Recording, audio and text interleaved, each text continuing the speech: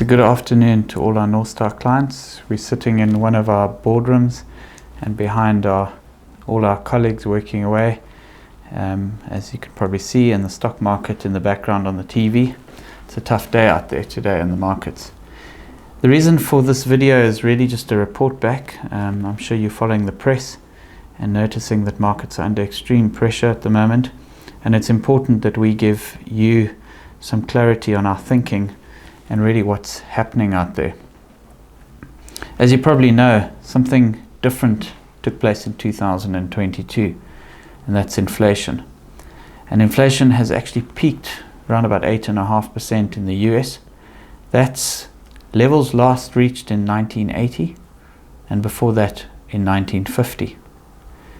What's interesting about that is the behavior of central banks that were really behind the curve and weren't anticipating inflation being as high as it is or as sticky as it's become. And there's been a total turnaround in their behavior as they started to increase interest rates. Good example, and obviously the most important one, being the Federal Reserve. And rates earlier on this year were at 0.25%, have risen all the way to 3.25%. And we think somewhere next year, middle of next year, end of next year, will be 5% or higher. In South Africa, rates bottomed out in November 2021 at 3.25%, have subsequently risen to 6.25%, and we're expecting those to peak out between 7 and 7.5% in the next year or so. Of course, that's not good for stock markets or risky assets or growth assets at all.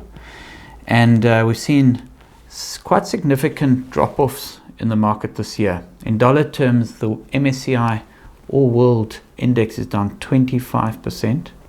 The Rand has weakened about 11%. So in Rand terms, we're seeing about 14% down on global equities. And the South African stock market's about 10% down. It's held up relatively well.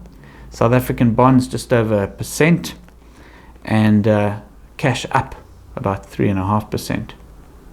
So a mixed bag there, but certainly risky assets, or let's call them growth assets, under some kind of pressure.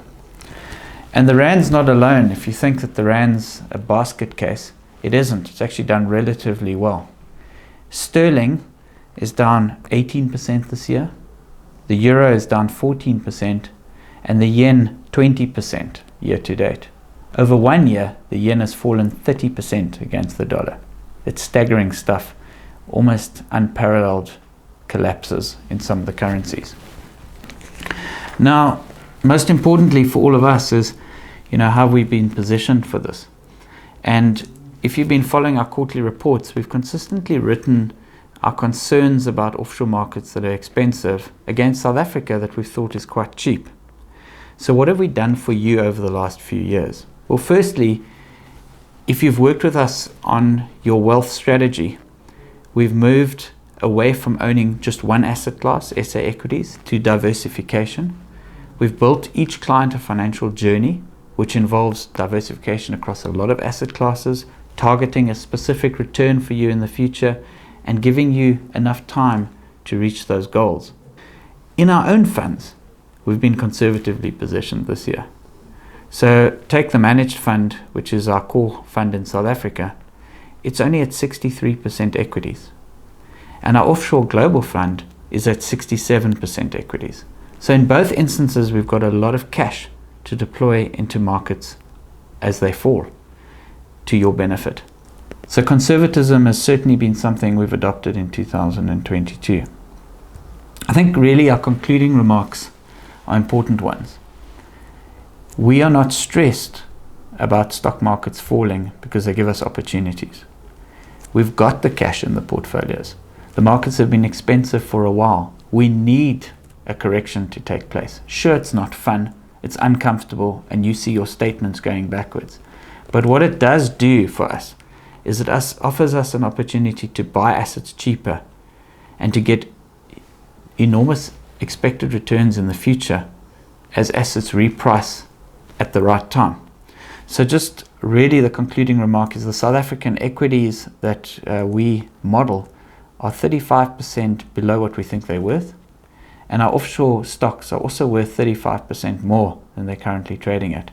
So our strategy is, as markets fall, and we think this will be a prolonged thing, it could take up to 2 years, we consistently acquire stocks and other assets that are underpriced, and we think that sets our clients up brilliantly in the years ahead.